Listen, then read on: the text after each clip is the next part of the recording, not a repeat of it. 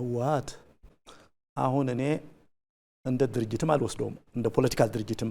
አልወስደውም አሁን ባለበት ሁኔታ ምንድነው እንደሚታወቀው አሁን ትግራይ ውስጥ የጦር አበጋዞች አሉ ዎርሎርድስ አሉ ድርጅቱን እነዚህ ናቸው የተቆጣጠሩት ኦፍ ኮርስ የፖለቲካ ኃላፊዎችም አሉ ከነሱ ጋር አብረው የሚሰሩ ስለዚህ እኔ የማየው ድርጅቱ በአሁኑ ጊዜ ያወጣቸው ህጎችም አያለው የድርጅቱ ናቸው አሁን የወጣው አዲስ አዋጅ 363 366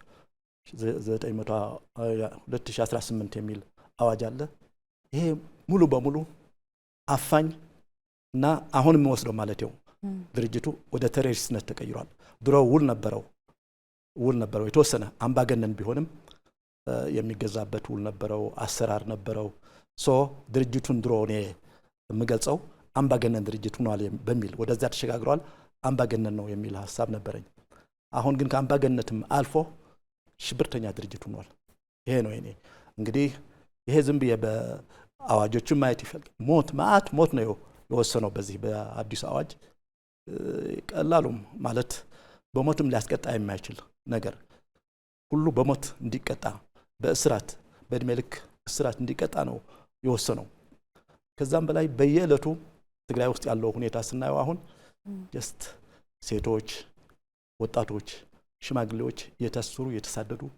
ያለበት ሁኔታ ነው እና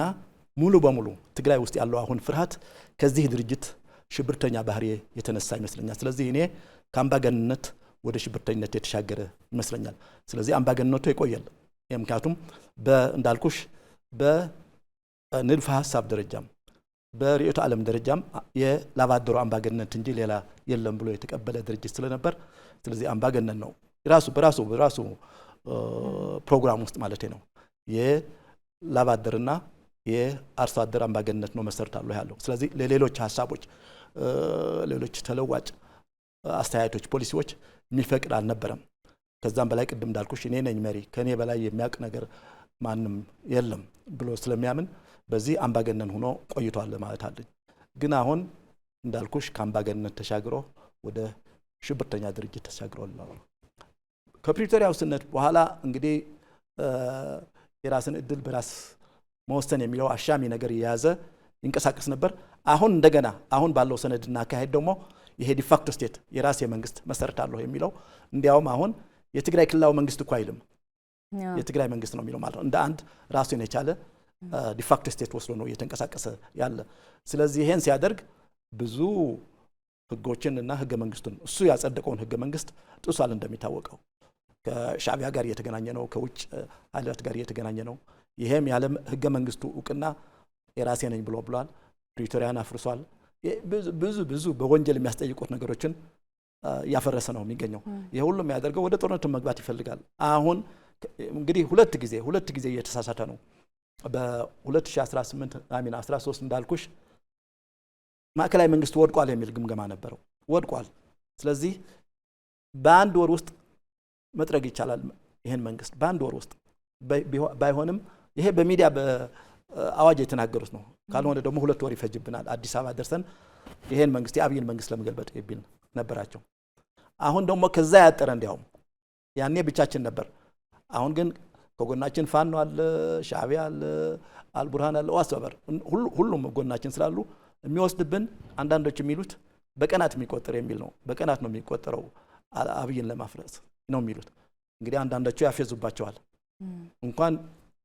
በወራት በሳምንት ከትግራይ ወደ አዲስ አበባ እንኳን በእግር ለመጓዝ ከአንድ ወር በላይ ይፈጃል ወራት ይፈጃል ስለዚህ ይሄን ያወቁ ህዝቡን የሚቀሰቅሱት ግን በቃ አሁን በቃ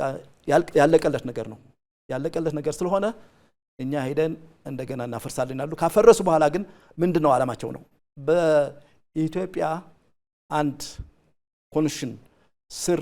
ለመኖር ነው የሚፈልጉስ ወይ የራሳቸው መንግስት አሁን ህወሓቶችና እነሱ ያደራጃቸው ካድሬዎች አሉ በቃ በግልጽ ሀገረ ትግራይ እንመሰርታለን ብለው የሚንቀሳቀሱ አሉ ስለዚህ ዓላማቸው ግባቸው አንድ የትግራይ ሀገር ለመመስረት ነው በኃይልም ቢሆን በጉልበትም ቢሆን ይሄን ሲያፈርሱ እንግዲህ ያኔ ማዕከል አይኖርም የፈለገው ይሄዳል ያንዳንዱ ክልል እያንዳንዱ